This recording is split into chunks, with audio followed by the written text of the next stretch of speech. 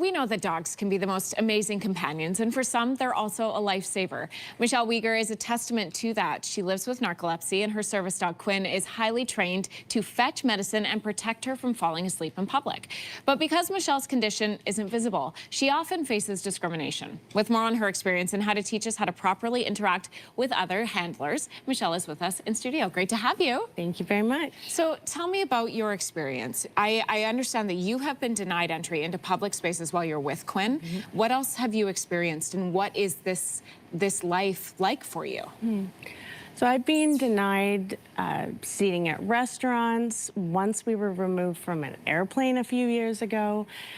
I would say there's a lot of times when you walk into a building and take a deep breath because you don't know, is the people at the front line, are they educated on service dog laws or not? Are you going to be denied illegally or not? You shared with our producer in the prepping for the segment that you often spend as much energy managing other people's reaction to you as you do with managing narcolepsy. Yeah, it's a lot of emotional and mental labor to always have to think 5 steps ahead, prepare all of the people you're doing things with, what could happen and how to react if it does. It's a lot. It's a lot. So hopefully today helps to break down some of those barriers for other people when they are interacting with you or with other people as well. So how do we recognize a service dog first and foremost? And what's the difference between them and a support dog?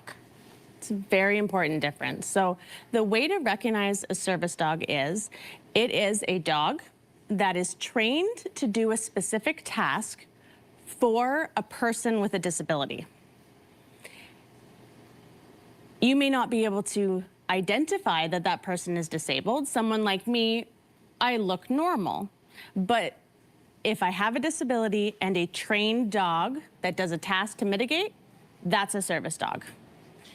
A dog that is either with a person without a disability or isn't trained for that purpose, that's either a pet or a support dog. And the laws do not give them public access like they do service dogs. Okay, visually, would we see something different with a service dog? Do they wear anything that we can identify? Yeah, so typically they'll be wearing something like Quinn with her vest where it will have the word service dog on it. Sometimes it's on a leash or a collar. But technically there is no individual uniform for a service dog to be wearing. So the behavior, the training, and if they're with a person with a disability, that's the way to know. Okay, so how do we properly interact with a service dog or with someone who uses a service dog? Well, you don't come up and pet them unsolicited, and you should always greet the person first.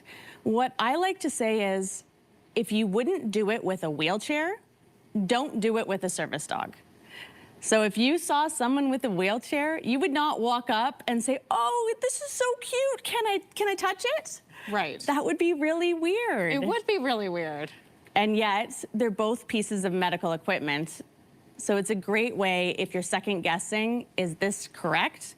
Think about that wheelchair analogy. I also appreciated some of the words that you offered about how to talk to somebody who has a service dog. I think there's the inclination a lot of people have to ask very personal questions of you, and you have some advice for that.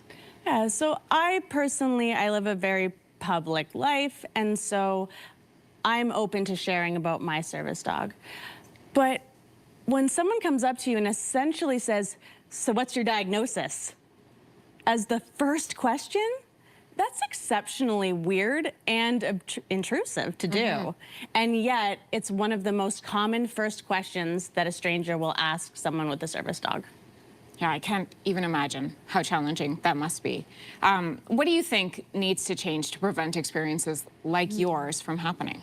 So things like this today, where people are able to see that this is a Great Dane service dog, and it's for a disability, narcolepsy. Both of those are uncommon. And the more we can see examples of different breeds and different disabilities, the more I think it helps people understand the breadth of what service dogs can do, that they aren't just seeing eye dogs. Michelle, I so appreciate your time today. Thank you for coming on the show. Thank you.